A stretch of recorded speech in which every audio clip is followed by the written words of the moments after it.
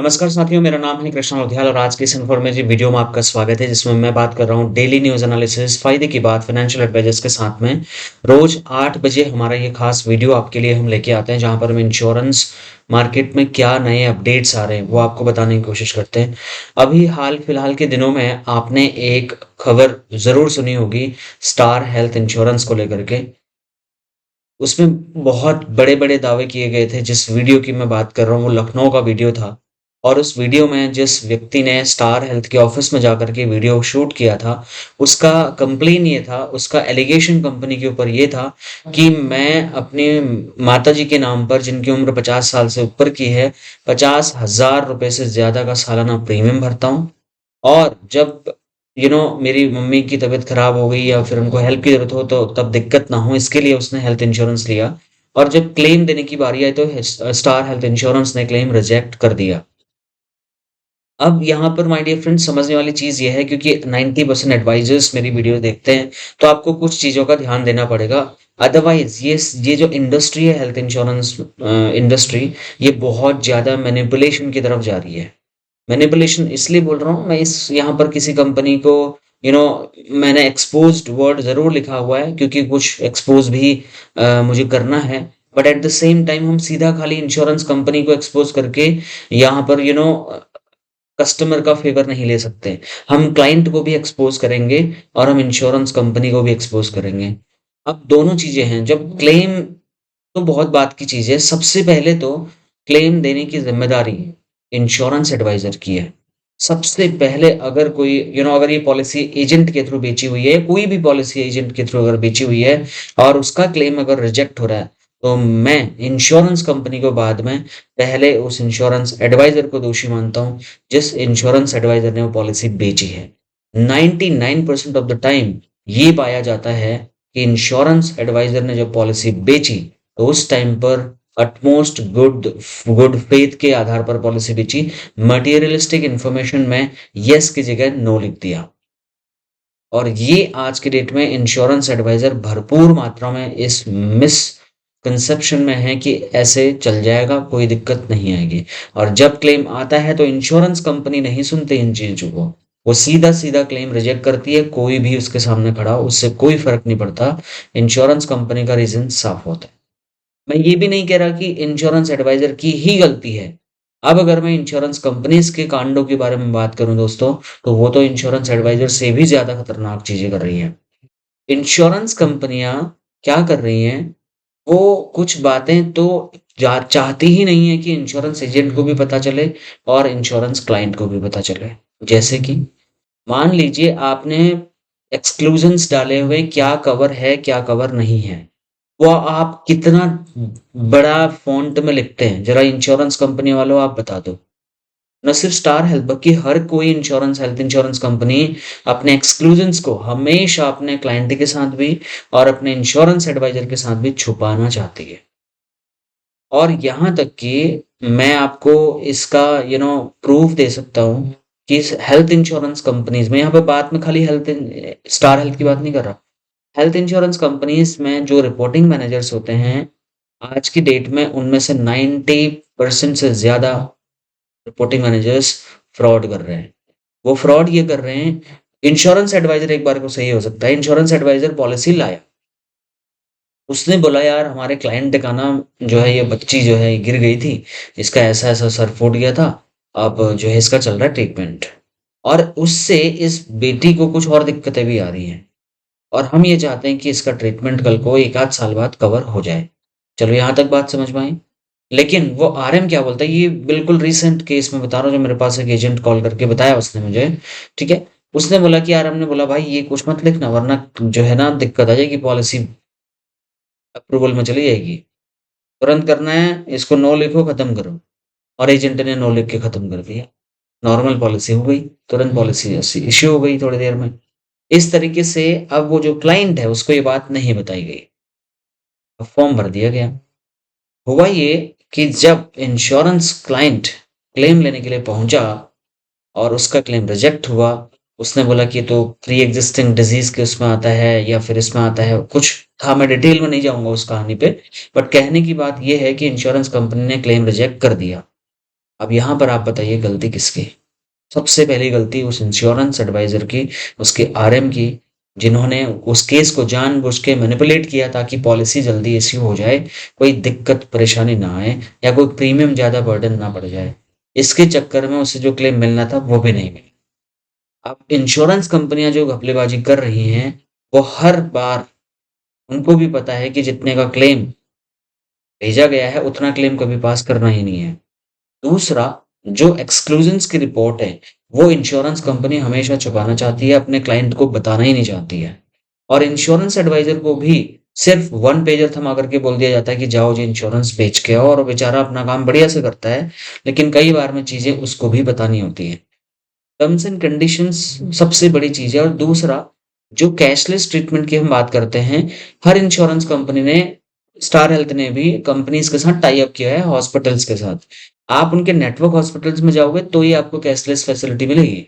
अगर आप दूसरे हॉस्पिटल में गए तो आपको रिइंबर्समेंट लेना पड़ेगा, मतलब पहले पैसा देना पड़ेगा, फिर इंश्योरेंस कंपनी के चक्कर काटने पड़ेंगे, चप्पलें घिसवानी पड़ेंगी, उसके बाद आपको जाकर के कहीं कुछ रिइंबर्समेंट का पैसा मिल पाएगा। स्टार हेल्थ का ये वाला केस नहीं है, ऐसे बहुत सारी कंपनी, न सिर्फ स्टार हेल्थ बल्कि बहुत सारी इंश्योरेंस कंपनीज के बारे में आ रही हैं, बट उस पे टॉप पे अगर कोई चल रहा है तो स्टार हेल्थ, और ये बहुत गंभीर विषय है।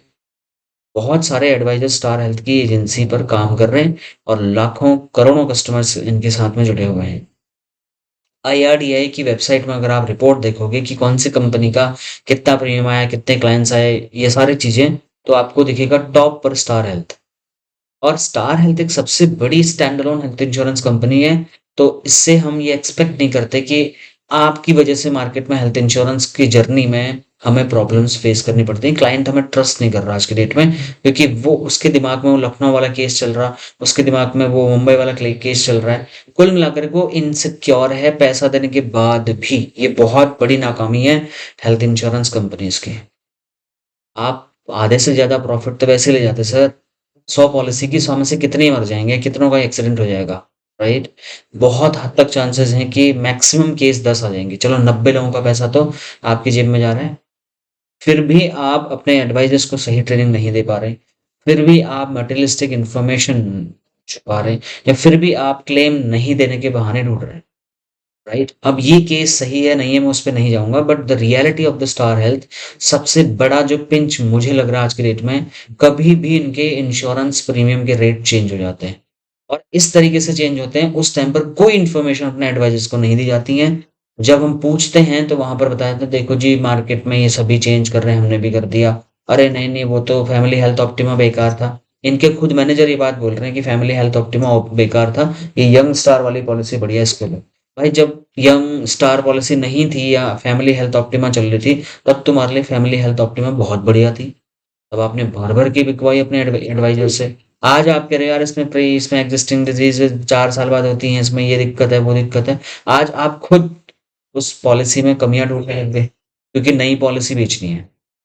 तो दोस्तों हेल्थ इंश्योरेंस में स्टार हेल्थ बहुत बढ़िया काम कर सकती है, बहुत बड़ा नेटवर्क है कंपनी के पास में, बट कभी इसका डेटा चोरी हो जाना, कभी इसके इंश्योरेंस एडवाइजर्स परेशान होना, कभी इनके क्लाइंट्स इनके बारे में इनको एक्सपोज करते हुए दिख जाते हैं, ये कुछ ज़्यादा बढ़ रहा है।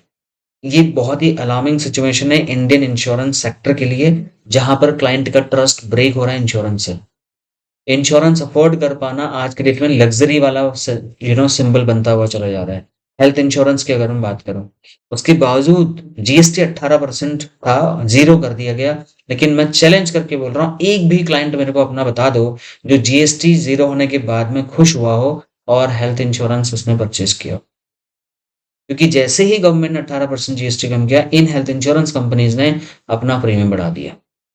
जो इनको रिकवरी, जो इनको अमाउंट जीएसटी रिबेट ले से लेके होता था, ये इन्होंने क्लाइंट से वसूलना शुरू कर दिया। और यहाँ तक की हद देखिए इन इंश्योरेंस कंपनीज़ की, इंश्योरेंस एडवाइज़र्स को डराया जा रहा है, धमकाया जा रहा है कि तुम्हारा इतना दिन बचा हुआ है, इस तरह नहीं करोगे तुम्हारा कमीशन रोक देंगे। स्टार हेल्थ कंपनी के बारे में एक और चीज़ें बता देता हूँ, ये यहाँ तक धमकी दे रही है एडवाइज़र्स को कि भई आपने अगर रिन्यूअल बिज़नेस इतना नहीं किया, तुम्हारा रिन्यूअल बिज़नेस आएगा ही नहीं। जबकि ये बिल्कुल इलॉजिकल चीज़ है। ये ब्रांच लेवल पर चीज़ें एडवाइज़र्स को मैनिपुलेट करने के लिए, डराने के लिए चीज़ें हो रही हैं। और ये मेरे साथ खुद हुआ है, और मैं आपको क्या बताऊँ। आप सोच के देखिए। मतलब ये एक फ्रीलांस बिज़नेस है दोस्तों। आपको कोई ना सिर्फ़ स्टार हेल्थ बल्कि कोई भी इंश्योरेंस कंपनी आपको कोई सैलरी तो दे नहीं रही है। जितना आप काम करेंगे उतना आपको कमीशन मिलेगा। प्रॉब्लम यहाँ पर आ रही है स्टार हेल्थ कंपनी के साथ में तो ट्रस्ट का प्रॉब्लम बहुत ज़्यादा आ गया है। मैं तो कंपनी मैंने तो बहुत सारे क्लाइंट्स कंपनी को दिए हैं, बट प्रॉब्लम आज के डेट में आ रही है, इनका प्रीमियम जो बहुत ड्रास्टिकली चेंज हो रहा है। बहुत ही जल्दी इनका प्रीमियम बढ़ जाता है। ऐसा इंडस्ट्री में किसी मैंने देखा नहीं है। और दूसरा इनके पास लॉजिक्स नहीं होते कि आप जस्टिफाई कर पाओ हमारे क्लाइंट्स को कि आपने प्रीमियम बढ़ाया तो बढ़ाया क्यों और बढ़ाया तो इतना क्यों बढ़ा दिया? मैं ये नहीं कह रहा और इंश्योरेंस कंपनीज़ नहीं बढ़ा रही हैं। आपका ही डेटा चोरी क्यों हो जाता है सर? टेलीग्राम पे आपका डेटा सेल पे लगा हुआ है सर। उसपे आपने एक अधिकारी के ऊपर जो केस हुआ था वो भी आपने वापस करवा लिया। आज की डेट में भी वो अधिकारी आपकी कंपनी में काम कर रहा है जबकि उसका वो बहुत बड़ा क्वेश्चंस उसके ऊपर थे कि उसने डेटा चोरी करवाया हुआ। डेटा प्राइवेसी को लेकर के आपने जितनी पॉलिसीज़ बनाई हैं स्टार हेल्थ की कंपनी ने अभी तक फेल साबित हुई हैं। जब क्लाइंट का पर्सनल डेटा ही आप सेव नहीं कर पा रहे हैं, तो क्लाइंट आप पे भरोसा करेगा कहाँ से? Health insurance companies life insurance company से ज़्यादा पैसा कमाती हैं।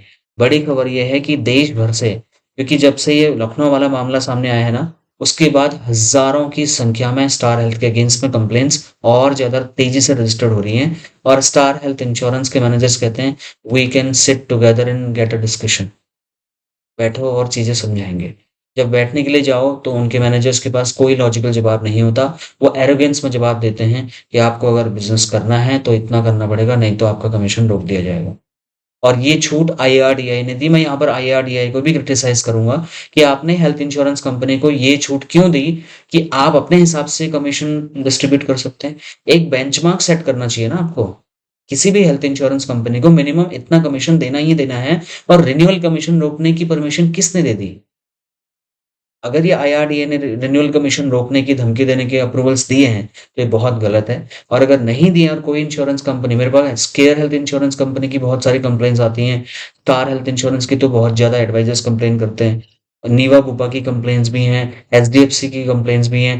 हर इंश्योरेंस कंपनीज़ की कंप्लेन ही कंप्लेन आ रही है आज की डेट में। At at the same time ऐसा नहीं कि बिज़नेस नहीं हो रहा है, बट एडवाइज़र्स सबसे पहले अंडरराइटिंग करेगा। इस बात का आप हमें प्रॉमिस करिए क्योंकि सबसे पहले अंडरराइटर माय डियर फ्रेंड्स आप हैं। अगर आपने पॉलिसी सही तरीके से नहीं बेची है, अगर आपने मटेरियलिस्टिक इन्फॉर्मेशन छुपा दी है, अगर आपने पॉलिसी तुरंत पॉलिसी करने के लालच में चीज़ें हाइड कर दी हैं, तो ये प्रॉब्लम आपके ऊपर भी आने वाला है, आपकी एजेंसी भी टर्मिनेट हो जाएगी कल को। क्लाइंट को तो क्लेम नहीं मिलेगा, वो तो ख़ैर आपको झेलना ही पड़ेगा but at the same time आप बिज़नेस से भी हाथ धो बैठोगे। इसलिए आप भले ही कम पॉलिसी करिए, कम से कम आप बढ़िया काम करिए। आप एन्श्योर करिए कि ये पॉलिसी आप अपने लिए ले रहे हैं ताकि ज़रूरत पड़ने पर क्लेम रिजेक्ट ना हो। कंपनी की पॉलिसी की हर टर्म्स एंड कंडीशन जान लीजिए, राइट? उसके बाद आप डिसीज़न लीजिए कि हमारे लिए क्या सही है। एज़ अ एडवाइज़र ये आपकी ज़िम्मेदारी है कि आप क्लाइंट को हैंडल करें, उनको समझाएँ, but terms and conditions, exclusions, pre and post hospitalization clause या कैशलेस है, रिइंबर्समेंट है वो और नेटवर्क हॉस्पिटल्स की list, grace period, cooling off period, ये सारी की सारी चीज़ें और क्या-क्या चीज़ें कवर हैं, रूम रेंट लिमिट क्या है, ये सारी की चीज़ें आप अगर कन्फर्म नहीं बताएँगे क्लाइंट को, तो क्लाइंट आप पे ट्रस्ट करके पॉलिसी तो ले लेगा, लेकिन जब पैसा फँसेगा, तो फिर आपको बहुत लीगल प्रॉब्लम्स फेस करनी पड़ेंगी। तो आज के डीएनए में हमने बस रियलिटी ये जानने की कोशिश की और एक्सपोज़ एडवाइज़र को भी कर दिया और इंश्योरेंस कंपनी को भी कर दिया और कई बार में तो हमें कस्टमर को भी एक्सपोज़ करना पड़ेगा। वो जानबूझ करके अपनी गलत जानकारी इंश्योरेंस एडवाइज़र को देते हैं और उसके बाद जब क्लेम नहीं मिलता, तो पूरा ठिकरा इंश्योरेंस एडवाइज़र और उसकी कंपनी को फ्रॉड बोल के बोल देते हैं। जबकि असल में उसने भी बहुत सारी चीज़ें हाइड की होती हैं, जब हमारा एडवाइज़र उससे सवाल पूछता है, वो चीज़ें बताता ही नहीं है सच में। और उसके क्योंकि मेडिकल साइंस आगे बढ़ चुका है, कल को एक ब्लड सैंपल से पूरी बॉडी में कब कहाँ क्या चीज़ें हुई थी, वो पूरा हिस्ट्री निकाल लेते हैं आज के डॉक्टर्स। तो वहाँ पर जब क्लाइंट फँसता है, फिर उसके पास चारा नहीं बचता, क्लेम तो उसका रिजेक्ट होता ही है, वो फ्रस्ट्रेशन में इंश्योरेंस कंपनी को फ्रॉड बोलने चले जाता है।